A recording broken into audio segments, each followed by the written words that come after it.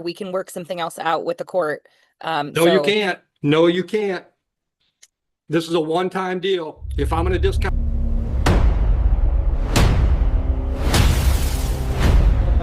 Counsel, Mr. Stocks, come on up. Counsel, you're appearing for Stocks. Neighborhood Defender Service by Jackie Pilkowitz, P81653 on behalf of Mr. Stocks. Mr. Stocks, will you state your name for the judge, please? Thank you. And Teresa, what's your last name? You're muted. I'm Crowder, and I got my daughter Isabella Collins here. She's the victim too. All right. Anything either one of you ladies want to tell me before I sentence?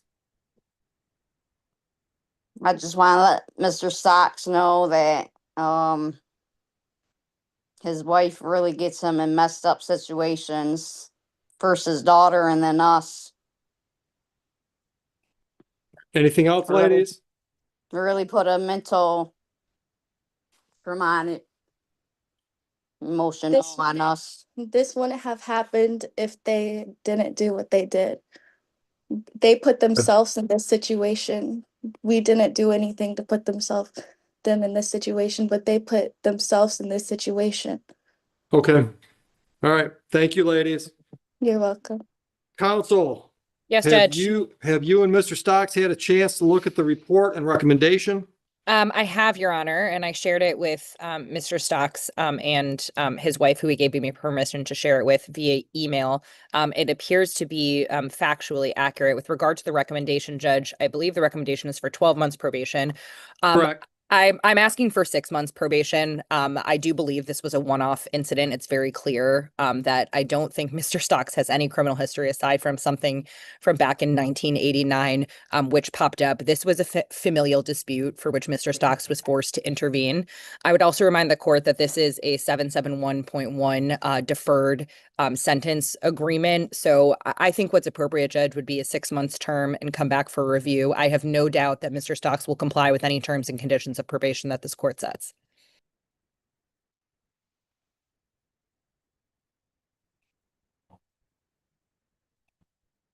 All right. Counsel, you and I have a different definition of criminal history because Mr. Stocks has 1, 2, 3, 4, 5, 6, 7, 8, 9, 10, 11, 12, 13, 14 different files out of our court that he owes money on. Some of these might be civil infractions, but I think some of them are misdemeanors too. Granted, they're not felonies and they're not what most people would consider to be serious stuff. They're all involving animals. So dog at large, unlicensed domestic animals. But the gentleman has a history of not taking care of his business with my building. That's a problem.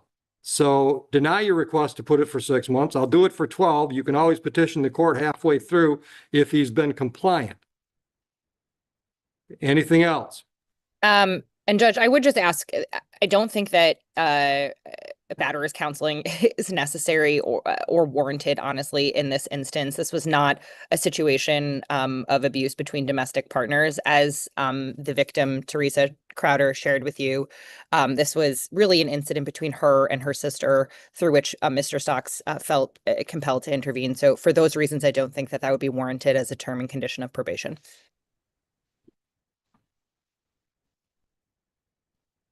Well, I got pretty much the whole incident report as part of my pre-sentence investigation report.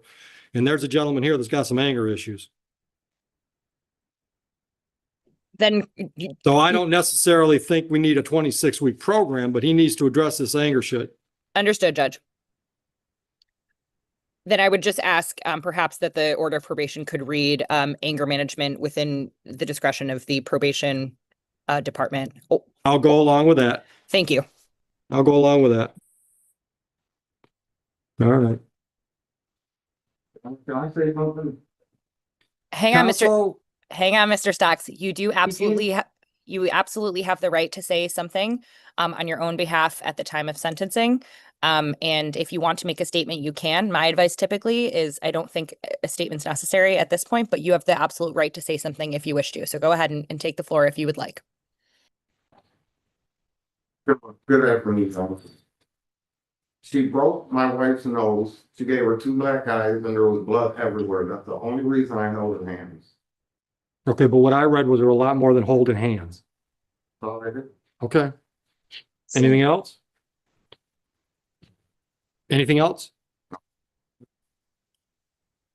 All right, I'm gonna order 40 hours of community service. Everything you saw is a recommendation. We'll do it for a delayed sentence. So after 12 months, if you do everything you're supposed to, including stay out of trouble, it'll be dismissed. It won't stay on your record as a permanent criminal conviction. Any questions about this file? Counsel? No, Your Honor, no questions. Thank you. All right, Mr. Stocks, you owe us $3,816 on all these other files. I don't see that you've ever made a payment on any of them. Not familiar with it. So you're telling me somebody else named Fred Allen Stocks has come in here with these 14 files? It's my nephew's dog. But it's his charge, and I didn't ask you to talk. Judge, if I may intervene, there's also, just for what it's worth, Mr. Stocks does suffer with some short-term memory loss, which was also the basis for the no contest plea in our case. So I just wanted the court to be aware. I'm anticipating that his wife, Lisa, is the woman who just spoke out in the courtroom. She often does speak on his behalf, particularly as it pertains to his memory issues. So she may be able to shed more light on that. But I don't want the court to think he's being insincere when he says, I don't know what you're talking about. This has been my experience Fair over the enough. last several months. Fair enough. Okay. So, Mr. Stocks, I've got files going back to 2023. I've got 1, 2, 3, 4, 5, 6, 7, 8, 9 different files from 2024. In every one of them, you came in here and can you tell me if any of these were defaulted civil infractions? They're all civil infractions?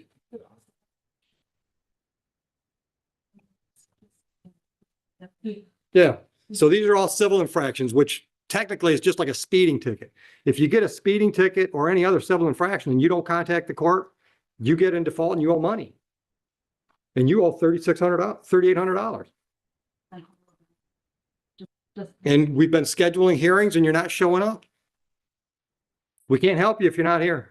Well, Ma'am, out in the hallway or I'm gonna put you in jail for contempt. Contempt of court, $100.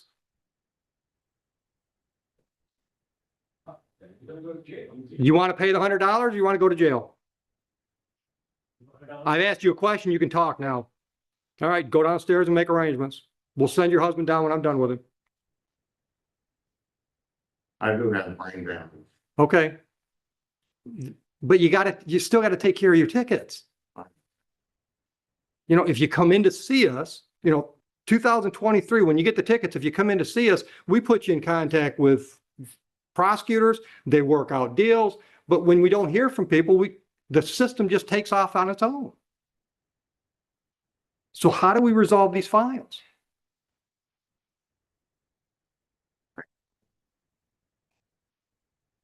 How's your health? Hold on, counsel. How's your health? Can you do charity work? I guess. Like volunteer at a church or something like that? Counsel, I'm willing to give him a review date if you want to try to work out some kind of plan, because I'll close files out for charity work. But I gotta get these files closed. Understood, Judge. And my thought would also be a payment plan. I don't know. Mr. Stocks and I spoke about that last time. Mr. Stocks, do you think you might be able to make a payment of $50 a month or $100 a month, something to that effect towards this outstanding balance? Yes, I get the laundry room. Let me ask you this. If you call in all your markers, can you come up with $1,000? Yes. When? Today, if I have to. Today? You bring $1,000 today or tomorrow by 3. Tomorrow by 3, and I'll close all those files up. I'll waive $2,800. Appreciate that. I will pay it. All right. And Mr. Tomorrow by Stocks, 3. if you get 800 or 700, please call me because I'm sure we can work something else out with the court. No, you can't. No, you can't. This is a one-time deal. If I'm going to discount it that much, I want my money so I can close all these files and be done with them. Understood, Judge. Yep. I'll put him on a payment plan and get the full 38. But if he wants this kind of a deal, I gotta close these files tomorrow. All right.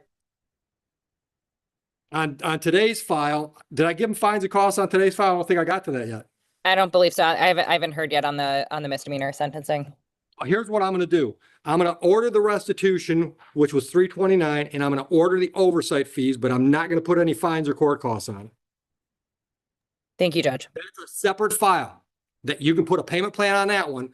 The $3,800 goes away if you bring us $1,000. We clear? All right. Do you want me to write all that down? If it ain't no problem. Can you write that down? Here, do it right on this. Do it right on that. All right, counsel, I'm sure you were taking notes. I've got it, Judge. Okay, so we're gonna give him a piece of paper that says the $3,800 is settled for $1,000 between now and 3 p.m. And that today's money, he can set up a payment plan, $50 a month or whatever he can swing. Understood. You got it? How much was today's? $329. No, it was because I got oversight fee. No, I'm not charging. I'm not gonna charge because we're not gonna do a reporting probation. So it's $329. I'm not gonna put you on a reporting probation. You stay out of trouble. You get the anger management stuff that satisfies her. So do all the boots on the ground stuff and no new charges. And then you don't have to deal with probation at all. Clear, counsel? Crystal, Judge. All right. And stick with her. She'll help you walk through this process. Yes? Yes. Yes. Okay. You got her number? I believe so, yeah. Okay. All right. Have a nice day. All right, Mr. Stocks, you can head out. I'm going to give you a call shortly. Thank you, counsel. Thanks, Hadley, what Judge. do you got? In this courtroom, justice was not just about punishment. It was about truth, accountability, and giving someone one final chance to change. The judge spoke with honesty, fairness, and patience, proving that real courts don't only enforce the law, they also try to guide broken people back toward a better life.